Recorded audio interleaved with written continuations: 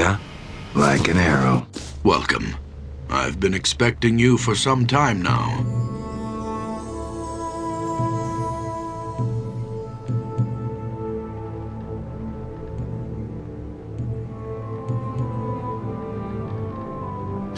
Yes, well, bad news travels upon swift wings in these mountains.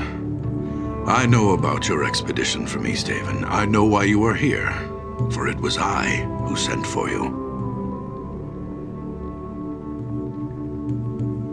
Yes, I am Arundel, known to some as the Archdruid of Kuldahar.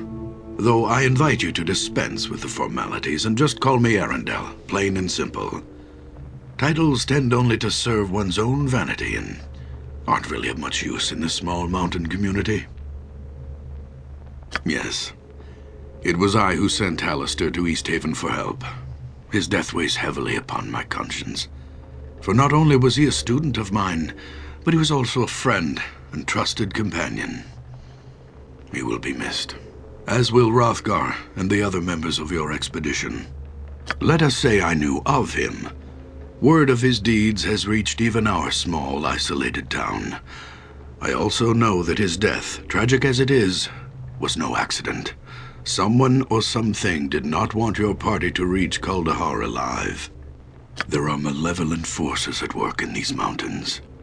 Forces that seek to undermine the delicate balance we Druids have struggled to preserve for centuries. Oh, would that I could. The face of the evil remains hidden, but its presence is unmistakable. All about us, there are signs of its damaging influence on the balance. The unnatural weather, the recent rash of abductions, the numerous monster sightings in the pass. These all point towards something sinister. Even the animals sense something is amiss. The balance. It is what the Druids of Kuldahar hold sacred and have worked to preserve for generations. It is all around us. It is us. Balance is the harmony that is achieved when man and nature learn to coexist, no longer contending with one another, but coming together as two parts of a whole.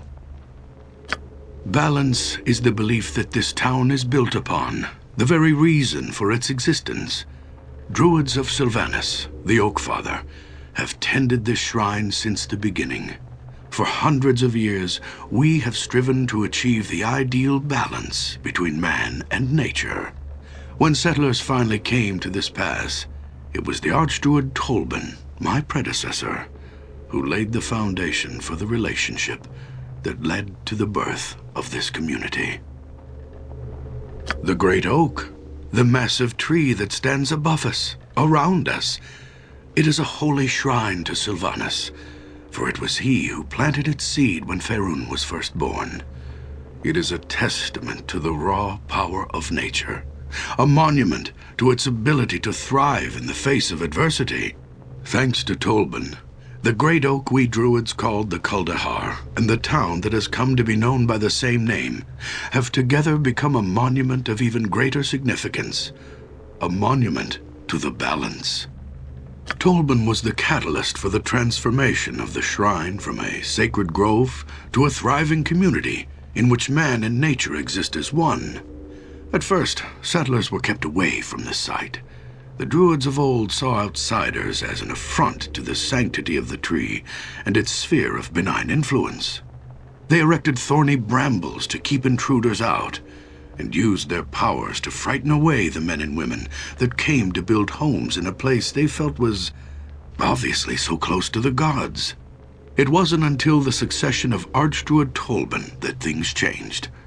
Unlike his predecessors, he believed that the settlement of the valley was not only inevitable, but it was actually the will of Sylvanas. He also believed that we had been wrong in keeping the settlers away, and that the Oak Father had intended people to share in the miracle of the Great Oak from the beginning.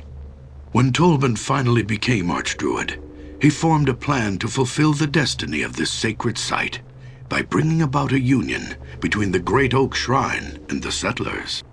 It was this union that the Archdruid Tolman believed would achieve the harmony that we had been striving for generations. The harmony between man and nature. As it stands, Kuldahar is a monument to this vision.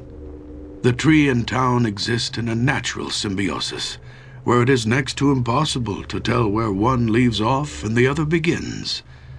But now, the balance is threatened. I fear that if we do not soon discover the source of these disturbances, then all that we have worked for will be destroyed. The evil that has come to these mountains infects this town like a disease.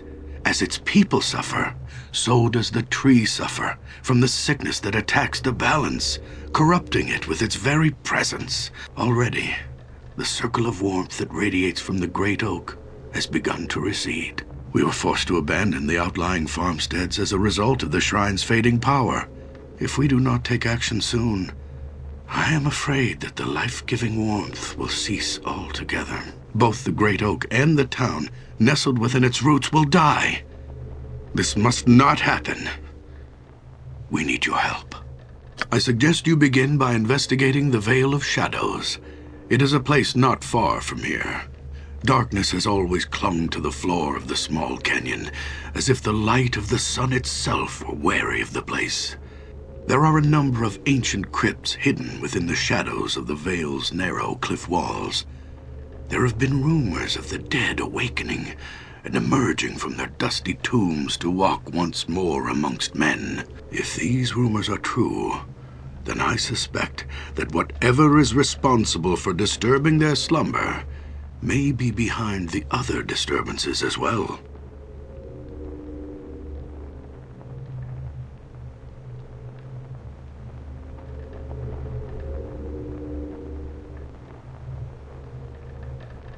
Go to the Vale of Shadows, learn what you can about the happenings there, then return here and we shall discuss a course of action.